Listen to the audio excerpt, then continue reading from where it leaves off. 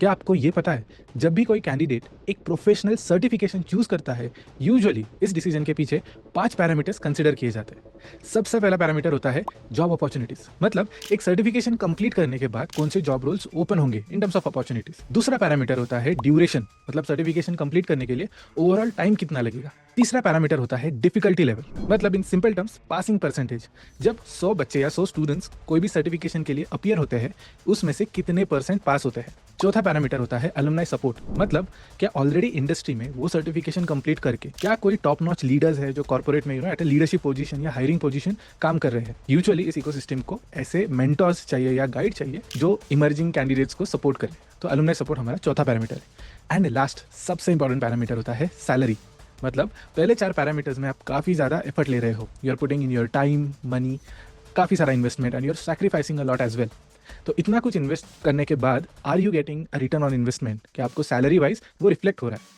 ये होता है हमारा 5th सबसे important parameter, that is salary. आज के वीडियो में हम इंडियन सीएमए और यूएस सीएमए इन दो कोर्सेज को कंपेयर करेंगे ऑन दिस 5 पैरामीटर्स। चलिए शुरू करते हैं। लेकिन शुरू करने से पहले अगर आप इस चैनल पे नए हो then hi, my name is Aditya Shelar. मैं फाउंडर एंड सीईओ हूँ फिनस्टेड एजुकेशन का, जहाँ पर मैं यूएस सीएमए पढ़ाता हूँ। मैं अभी एक मिशन पे काम कर रहा हूँ जहाँ पर जो भी फाइनेंस एंथुसियास्ट मेरे पास आते हैं और जिनको एक फाइनेंस में करियर बिल्ड करना है, उनको मैं पर्सनली गाइड करता हूँ, मेंटोर करता हूँ, सिखाता हूँ। मेरे पास ऑलमोस्ट 6 से 7 साल का कॉर्पोरेट एक्सपीरियंस है, जहाँ पे मैंने फाइनेंस, स्ट्रैटेजी एंड सस्टेनेबिलिटी में काम किया है, और ये मैंने Deutsche Bank, FIS, Wattfix and KPMG जैसे कंपनीज के साथ किया है। और अगर आप इस चैनल पे नए हो then do not forget to subscribe. चलिए शुरू करते हैं।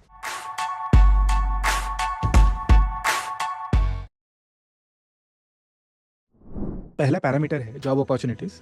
वहां पर जाने से पहले थोड़ा हिस्टोरिकल कंटेक्स्ट समझ लेते हैं, क्योंकि इस केस में हम इंडियन सीएमए और यूएस सीएमए को कंपेयर कर रहे हैं। सी यहाँ पर ये जो दोनों कोर्सेस है वो फंडामेंटल लेवल पर सेम है, लेकिन अब वो सेम कैसे है और क्यों है ये समझने के लिए हमें थोड़ा पीछे जाके कंटेक्स्ट समझना पड़ेगा। सी अगर मैं ओवरऑल सर्टिफिकेशंस की दुनिया की बात करूं तो यहाँ पर जो भी लिटरेचर बिल्ड हुआ था उसका ओरिजिन 2 जगहों से आता है, एक है यूरोपियन साइड और दूसरा है अमेरिकन साइड। अब वर्ल्ड वॉर से पहले most of the part was British colony, और यहाँ पर जो भी ब्रिटिश लिटरेचर था वो हर जगह पे सिखाया जाता था, तो तब उसी side I would say certification या एजुकेशन का डिमांड था। लेकिन वर्ल्ड वॉर के बाद क्या हुआ, US emerged as a dominant side, और जब US emerged they also created their own literature और उनके भी कोर्सेस आए। अब यहाँ पर क्या हुआ, if I connect both the stories to India, India was a British colony. तो हमने जब हमारे कोर्सेज बनाए हैं, और माइंड यू जो भी हमारे इंस्टीट्यूट्स है, चाहे वो चार्टर्ड अकाउंटेंसी हो या इंडियन सीएमए हो, ये ब्रिटिश राज के टाइम पे हुआ था, मतलब 1947 से पहले हुए थे। तो हमने हमारे सर्टिफिकेट्स बनाते वक्त जो ब्रिटिश करिकुलम था, पैटर्न था, उसको बस कॉपी पेस्ट कर लिया है, या आई वुड से उससे इंस्पायर करके बनाया है। क्योंकि आप जब यूरोपियन सर्टिफिकेट्स या जो भी कोर्सेज है, चार्टर्स है, उनको ऑब्जर्व करोगे, उनका कोर्स या पर्सपेक्टिव क्या है, स्टूडेंट्स 10th 12th तक पढ़ेंगे, मतलब +10 तक पढ़ेंगे, और उसके बाद +2, और उसके बाद विथ और without graduation, graduation was optional, वो सर्टिफिकेट स्टार्ट कर सकते हैं। और इस पर्सपेक्टिव में फिर क्या होता है कि आपको बहुत ज़्यादा बेस से पढ़ाना पड़ता है, तो इसलिए आपके फिर एग्जाम्स 5, 10, 15 तक जाते हैं। और यही पैटर्न जब हमने अडॉप्ट किया तो हमने भी फिर 3 लेवल्स बनाए कि फाउंडेशन लेवल आएगा, फिर इंटर लेवल आएगा, फिर फाइनल लेवल आएगा। इंडियन सीएमए में यही फॉर्मेट है। और इन लेवल्स में जब आप फाउंडेशन में 4 सब्जेक्ट्स है, फिर इंटर में 8 सब्जेक्ट्स है, फिर फाइनल में 8 सब्जेक्ट्स है, तो ओवरऑल वो 15-20 एग्जाम्स तक चले जाते हैं। फिर मुझे लगता है कि अमेरिकन इंस्टीट्यूट्स ने काफ़ी अच्छी चीज़ की है। सी जो भी यूएस बेस्ड इंस्टीट्यूट्स है, उन्होंने ऑब्जर्व किया कि यार बहुत सारे स्टूडेंट्स ग्रेजुएशन तो कर ही लेते हैं, तो जब हम करिकुलम पढ़ाते हैं वो एकदम बेसिक से क्यों पढ़ा रहे हैं, ग्रेजुएशन में बेसिक तो कवर हो जाता है। तो यहाँ पर जो यूएस के इंस्टीट्यूट्स है, मेजोरिटी ऑफ दैम, तो उन्होंने बस 1, 2, ज़्यादा से ज़्यादा 3 एग्जाम्स रखे, and they started treating this certification as a specialization. तो आप जब यूएस सीएमए देखते हो बस 2 एग्जाम्स है, जब आप एफआरएम देखते हो जो रिस्क सर्टिफिकेशन है उसके भी सिर्फ 2 एग्जाम्स है, जब आप सीएफए देखते हो काफ़ी कॉम्प्रिहेंसिव कोर्स है लेकिन उसके सिर्फ 3 एग्जाम। जब मैं कंपेयर करता हूँ, of course I mean multiple things consider और multiple things assumed as well, मुझे एक थोड़ा सा डिफरेंस इन पर्सपेक्टिव दिखाई देता है कि जो यूरोपियन साइड ऑफ कोर्सेस है उसमें नंबर ऑफ एग्जाम्स, करिकुलम बहुत बड़ा होता है, बहुत बेसिक से स्टार्ट होता है। यूएस में थोड़ा अज्यूम किया जाता है कि आपको फाइनेंस का एबीसीडी आता है, and then you are starting your journey for professional certifications. अब यहाँ पे दूसरा बड़ा चेंज क्या आता है, जो हमने इंडिया में अडॉप्ट किया है वो बस करिकुलम को नहीं, वो हमने जॉब रिक्वायरमेंट या एक्सपीरियंस रिक्वायरमेंट को भी वैसे ही अडॉप्ट किया। अब अगर आप यूरोपियन साइड जाओगे तो वहाँ पे आर्टिकलशिप, अप्रेंटिसशिप, इंटर्नशिप या प्रैक्टिकल लर्निंग ऐसे रिक्वायरमेंट्स थे, मतलब फुल टाइम जॉब नहीं, बट आप एज अ ट्रेनी काम करके फिर चार्टर अचीव करते हैं। लेकिन यहाँ पर यूएस साइड ने थोड़ा सा डिफरेंट अप्रोच लिया है कि instead of doing articleship, internship वगैरह, आप directly full time time job कर सकते हो और अपना सर्टिफिकेट या चार्टर अचीव कर सकते हो। तो इस डिफरेंस की वजह से क्या हुआ कि जो इंक्लिनेशन होता है कैंडिडेट्स का अब धीरे धीरे यूएस साइड ऑफ सर्टिफिकेशन की तरफ ज़्यादा है।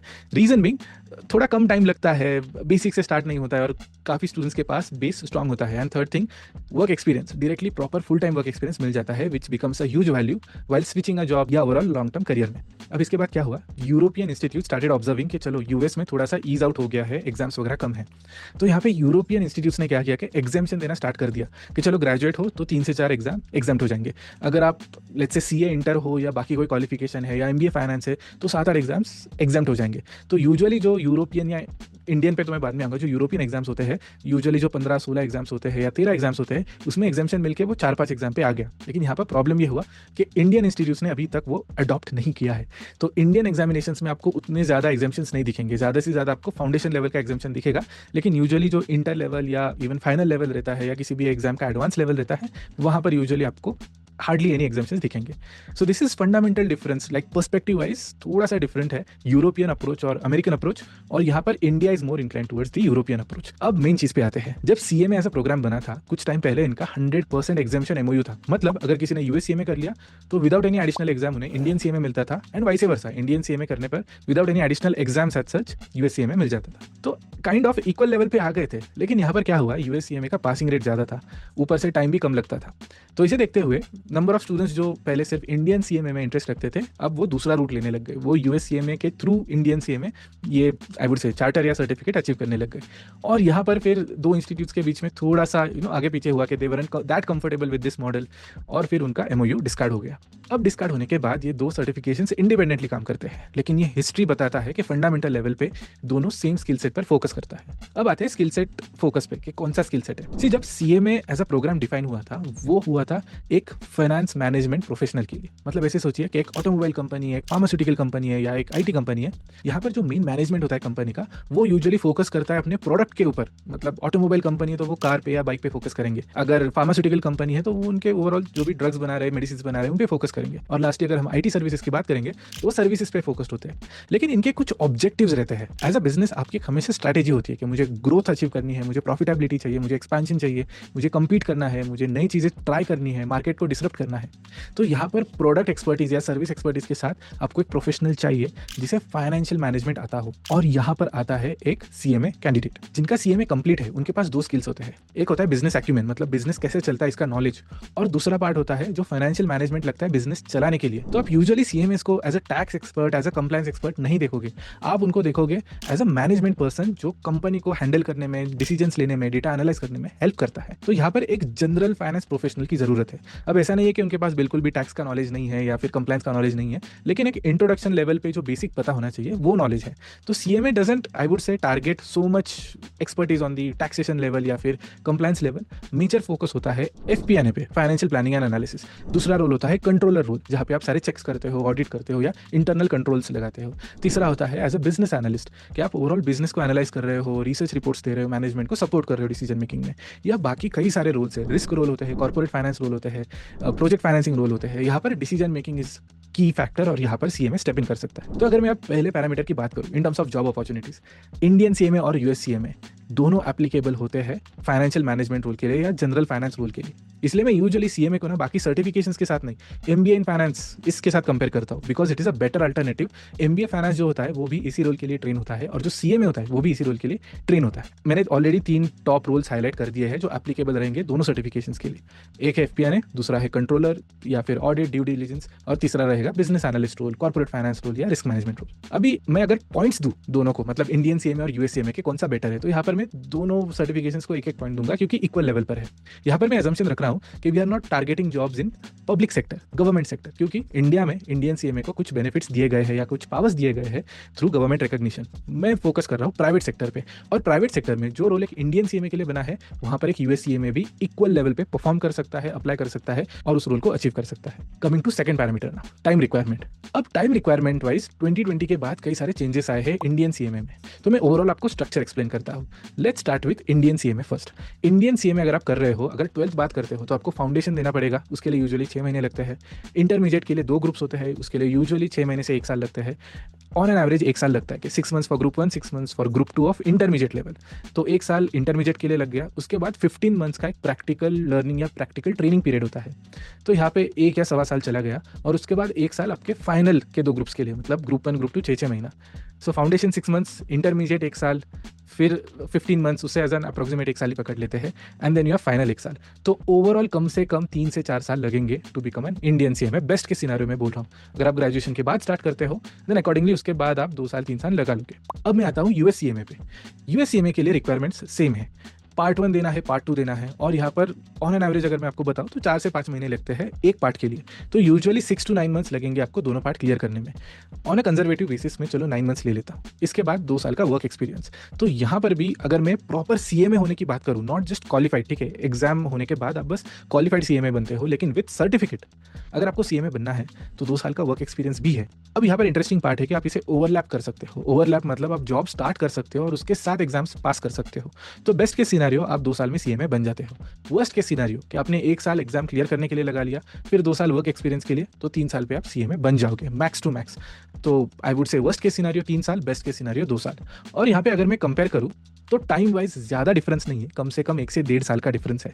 तो यहाँ पर मैं, लेकिन if we carefully observe, US CMA थोड़ा कम टाइम ले रहा है, तो यहाँ पर मैं 1 पॉइंट यूएस सीएमए को दूंगा, बिकॉज बेस्ट के सिनारियो में सिर्फ 2 ही साल लग रहे हैं और वर्स्ट केस में भी 3 साल, which is kind of a good duration for a program. अब तीसरे पैरामीटर में आते हैं जो है difficulty level, and I think this parameter is a game changer. में अगर आप ऑब्जर्व करोगे जितने भी प्रोफेशनल एग्जाम्स हैं, on an average passing rate होता है 10% to 15%, और मैं मतलब बेस्ट के सिनारियो की तरफ इंक्लाइंड हूँ यहाँ पर कि चलो ज़्यादा से ज़्यादा 10%, 15% के सर से ऊपर पानी, मतलब 20%, और ये मैं एवरेज पकड़ रहा हूँ। एवरेज भी कैसे, इसी यहाँ पर एक फिल्ट्रेशन प्रोसेस चलती है। अब ये कैसे, इमेजिन कीजिए 100 स्टूडेंट्स एनरोल फॉर फाउंडेशन, मतलब फाउंडेशन में 100 कैंडिडेट्स ने एग्जाम दी, उसके बाद लेट्स से 50% रिजल्ट लग गया। चलो मैं बेस्ट के सिनारियो ले रहा हूँ कि 50% वो बहुत बड़ा नंबर है, 50 स्टूडेंट्स पास हो गए, फिर वो इंटरमीडिएट के लिए आ गए।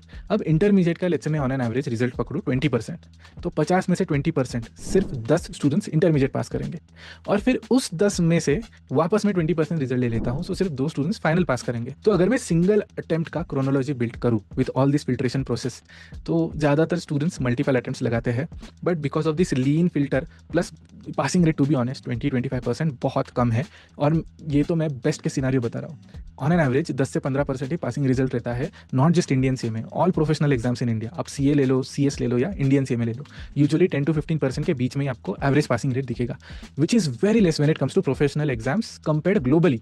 ग्लोबली आप जाओगे, majority of the professional exams का पासिंग रेट होता है 30% से लेके 50% तक। एंड यहाँ पर अगर आप मेरा पर्सनल ओपिनियन पूछोगे, this is not a fact, ठीक है, मेरा ओपिनियन है, आई थिंक यहाँ पर डिमांड सप्लाई मैच करने के लिए ना टू सम एक्सटेंट स्टूडेंट्स को पेनलाइज किया जाता है कि यार ज़्यादा कैंडिडेट्स नहीं आने चाहिए मार्केट में, वरना वैल्यू कम हो जाएगी, और उसके वजह से शायद ये पासिंग परसेंटेज थोड़ा लो हो। तो यहाँ पर क्या होता है कि जब कैंडिडेट्स देखते हैं यार यूएस सीएमए का पासिंग परसेंटेज 40 to 50% है, और यहाँ पे कोई फिल्ट्रेशन नहीं है, पार्ट 1 का अलग, पार्ट 2 का अलग, तो यहाँ पर स्टूडेंट्स गेट दैट कॉन्फिडेंस कि चलो मेरे पास कुछ तो रहेगा इन terms of passing, getting a certificate, और जब उसे मैं मार्केट में जाके थोड़ा आरओआई अर्न कर लूंगा, एक बेटर सैलरी ले लूंगा, एक बेटर जॉब ले लूंगा, एंड फ्यूचर में बेटर प्रोस्पेक्ट्स रहेंगे। प्लस बहुत बार क्या होता है कि 1-2 अटेम्प्ट के बाद students lack that confidence, lack that motivation कि मुझे इंडियन कोर्स कंटिन्यू करना है, तो यहाँ पर भी कई सारे स्टूडेंट्स शिफ्ट हो जाते हैं इस प्लान भी। तो यहाँ पर इन terms of difficulty level, I think difficulty level थोड़ा यूएस कोर्सेज का ज़्यादा रीजनेबल है, 30 to 50% फील्स रीजनेबल, तो यहाँ पर मैं ज़्यादा मार्क्स लूंगा यूएस सीएमए को। तो additional point given to US CMA for difficulty level. अब आते हैं नेक्स्ट पैरामीटर में जो है अलुमनाई सपोर्ट। अलुमनाई सपोर्ट में अगर मैं कंपेयर करूँ तो to be honest there is no comparison. Indian CMA ना, both institutes are quite old. मैं आईएमए की बात करूँ जो यूएस सीएमए ऑफर करता है, it is more than 100 years now. And अगर मैं इसकी भी बात करूँ, इंडियन सीएमए की भी बात करूँ, 1950 से पहले एस्टैब्लिश हुआ था और रिकग्निशन बाद में आया था। लेकिन अगर मैं ओवरऑल पीरियड को भी कंसिडर करूँ, then more than multiple decades old, मतलब 5-6 डिकेड से भी ज़्यादा पुराना इंस्टीट्यूट है। So both have a good legacy. लेकिन क्योंकि ये लोकल कोर्स है, Indian CMA is a local course, तो बहुत पहले टाइम से आई वुड से कैंडिडेट्स ने एनरोल किया है, अपना करियर बिल्ड किया है और अच्छे पोजीशन पे प्लेस्ड है। तो यहाँ पर इन टर्म्स ऑफ अलुमनाई सपोर्ट मैं 1 पॉइंट इंडियन सीएमए को दूंगा, क्योंकि जेन्युइनली मैं देखता हूँ कि उनके जो कैंपस प्लेसमेंट्स होते हैं those are good, at a good level job लग जाता है if the candidate is good enough, communication skill अच्छे है, सीवी बनाना पता है, प्रैक्टिकल ट्रेनिंग में एक्चुअली सीखा है, उसे डिस्प्ले करना आता है, उसे शोकेस या प्रेजेंट करना आता है, तो candidates actually land a very decent job. इसे अगर मैं यूएससीएमए के साथ कंपेयर करूँ तो इनका ग्लोबल अलुमनाई बेस है, वहाँ पर 1.5 या 2 लाख के बीच में इनके टोटल सर्टिफिकेट होल्डर्स है। अभी alumni base as compare to Indian one, अगर मैं लोकली कंपेयर कर रहा हूँ, ठीक है, जो इंडिया में सीएमएस है वो फेयरली छोटा नंबर है, लेकिन यहाँ पर एक यूनिक बेनिफिट है। जब कम्युनिटी छोटी होती है ना तो वो क्लोज और इंटैक्ट रहती है, काफ़ी सारे लोग एक दूसरे को जानते हैं, रेगुलर बेसिस पे मिलते हैं, इंटरैक्ट करते हैं, they keep on sharing news regards and so on. और यहाँ पे जब सपोर्ट की बात आती है, कुछ लोग हैं काफ़ी इन्फ्लुएंशियल है जो एक दूसरे को सपोर्ट करते रहते हैं। यूजुअली आप इन्हें एज ए चैप्टर लीडर देखोगे या फिर एज अ ट्रेनर देखोगे किसी इंस्टीट्यूट में। जैसे मैं 2018 से लेके आई थिंक 22-23 तक जितने भी लेट्स से किसी को रेफरल चाहिए, सीएमए कैंडिडेट या कुछ गाइडेंस चाहिए, मेंटरशिप चाहिए, I used to be there, मतलब मैं तो प्रो बोनो करता था, और आज भी जितनी कैपेसिटी रहती है मैं कर लेता हूँ। तो इस केस में आपको एक यूनिक बेनिफिट रहेगा कि छोटी कम्युनिटी है लेकिन स्ट्रॉन्ग और इंटैक्ट है, चैप्टर्स के साथ जुड़ो ताकि you will be able to get benefit out of it. लेकिन फेयर कंपैरिजन है तो इंडियन सीएमए को 1 मार्क जाएगा यहाँ पे। अब आते हैं सबसे इंपॉर्टेंट पैरामीटर पे जो है सैलरी, और यहाँ पर आपको समझना पड़ेगा कंटेक्स्ट। जो इंडियन सीएमए होता है वो at a higher difficulty level 15 महीने का प्रैक्टिकल लर्निंग पीरियड या articleship similar learning period complete करके बाहर आता है एज अ फ्रेशर। तो वहाँ पर जो सैलरी दी जाती है वो काफ़ी डिसेंट है, it is a well respected program in India. तो यहाँ पर ऑन एन एवरेज मेरे एक्सपीरियंस में 5 ऑनवर्ड्स इनके पैकेजेस स्टार्ट हो जाते हैं, which is actually a good number. लेकिन कंटेक्स्ट ये है हायर डिफिकल्टी लेवल, और दूसरा पार्ट है 15 महीने का ट्रेनिंग। अगर मैं सीएमए की बात करूँ, यूएस सीएमए, तो यहाँ पे 2 कैटेगरीज आते हैं। एक है क्वालिफाइड सीएमए, मतलब बस एग्जाम हो गए लेकिन एक्सपीरियंस बिल्कुल नहीं है। तो यहाँ पर आप प्लीज़ कुछ प्रीमियम एक्सपेक्ट मत करो, आपको शायद थोड़ा फ्रेशर टाइप ही ट्रीटमेंट मिलेगा, लेकिन आपको थोड़ा बेनिफिट होता है कि the employer will trust you. आपने सीएमए कंप्लीट किया है, आपके पास डोमेन नॉलेज है, आप शायद परफॉर्म करोगे, क्योंकि you are still a fresher, आपने बस एग्जाम्स क्लियर किए हैं, तो आप शायद परफॉर्म कर पाओगे, शायद बेटर प्रेजेंट कर पाओगे। तो यहाँ पर आपकी सैलरी यूजुअली 3 से 5 लाख के बीच में ही होती है, ऑन एन एवरेज 4 लाख पकड़ सकते हो एज अ क्वालिफाइड सीएमए। लेकिन जब आपके पास 2 साल का फुल टाइम एक्सपीरियंस आ जाता है, इसके बाद जब आप अप्लाई करते हो मार्केट में विद अ सीएमए सर्टिफिकेट, तब आपको 8 lakh and onward salary expect कर सकते हो। यही मैं अगर कंपेयर करूं कि Indian CMA with 2 years of full time experience, तो यहाँ पर भी 8 लाख, 10 लाख, 12 लाख इसी रेंज में सैलरी ऑब्जर्व होती है, और सीएमए की भी 2 साल के बाद उसी रेंज में सैलरी ऑब्जर्व होती है। लेकिन again there is a small catch. See US CMA है या जो इंटरनेशनल प्रोग्राम्स है, इनका बेटर रिकग्निशन मल्टीनेशनल कंपनीज में होता है, एमएनसीज में होता है, क्योंकि वहां पर to some extent management US based होता है, यूरोपियन बेस्ड होता है, and they are well aware of this courses. उनको करिकुलम पता होता है, थ्रू नेटवर्किंग वो कुछ सीएमएस को भी जानते हैं, तो they have better understanding recognition. और जब वो आउटसोर्स करते हैं job, they have a parameter के कौन से स्किल सेट पर हमारा वर्कफोर्स काम कर रहा है इंडिया में, चाहे वो जीसीसी हो, चाहे वो एक आउटसोर्सिंग यूनिट हो, बीपीओ केपीओ, वो ट्रैक करते हैं कि टैलेंट कैसा है, वहाँ पर US CMA is a well recognized program. अगर मैं इंडियन सीएमए की बात करूँ, एमएनसीज में रिकग्निशन मिलेगा ही, लेकिन जो इंडिया बेस्ड छोटी कंपनीज होती है, शायद वो टियर 2 कंपनीज हो, टियर 3 कंपनीज हो, यहाँ पर एक सैलरी का कैप रहता है, लेकिन यहाँ पे आपको वो रिकग्निशन मिलेगा, रिस्पेक्ट मिलेगी, एंड टू सम एक्सटेंट थोड़ा प्रीमियम सैलरी भी मिलेगा। तो सैलरी वाइज अगर मैं कंपेयर करूँ after 2 years of experience, given that average will be similar, 8 to 10 lakh only for Indian CMA and for US CMA as well, यहाँ पर भी मैं 1 इंच दूंगा। लेकिन जस्ट बिकॉज इंडियन सीएमए का इंडियन छोटे से कंपनीज में जो टियर 2 टियर 3 कंपनीज है वहाँ पर भी रिकग्निशन है, इसके लिए मैं थोड़ा सा 0.5 ज़्यादा मार्क दूंगा इंडियन सीएमए के लिए।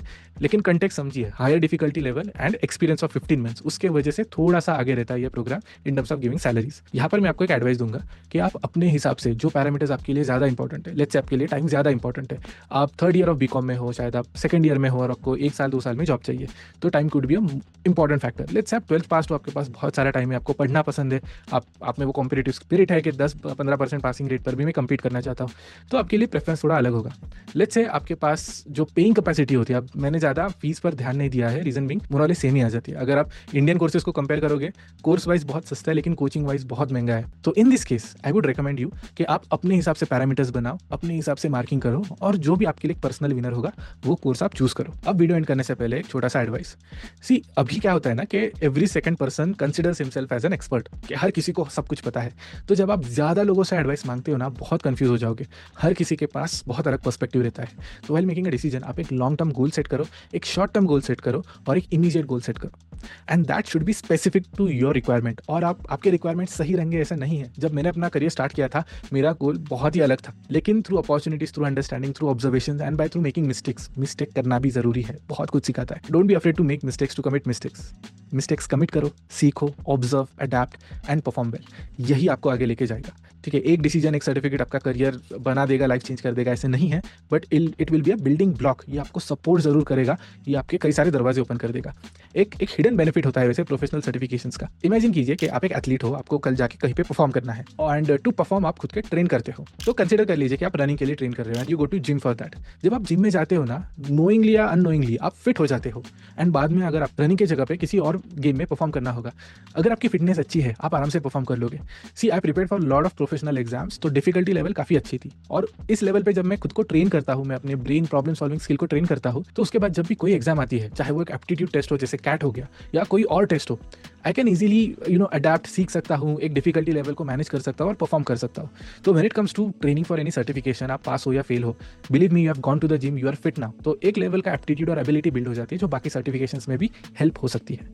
तो इसी एडवाइस के साथ, आई नो वीडियो काफी लंबा हो गया है, तो with that I think let's conclude today's video. I hope आपको कुछ सीखने के लिए मिला होगा। If yes, please press the thumbs up button.